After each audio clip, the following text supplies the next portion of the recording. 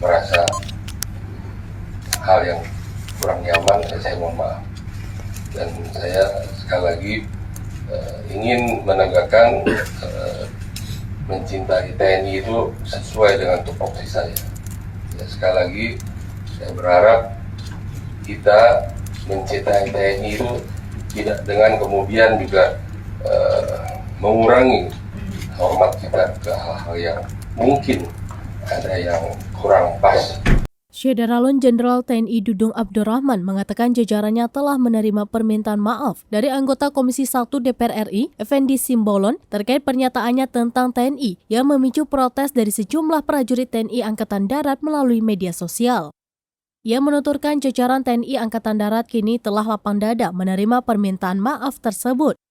Ia pun telah memerintahkan jajarannya untuk menghentikan upaya-upaya menyampaikan protes baik secara perorangan maupun kelompok terhadap Effendi. Hal tersebut disampaikannya saat konferensi pers di Mabes TNI Angkatan Darat Jakarta Pusat pada Kamis 15 September 2022. Dudung mengajak jajarannya untuk lebih dewasa dan legowo menghadapi hal tersebut.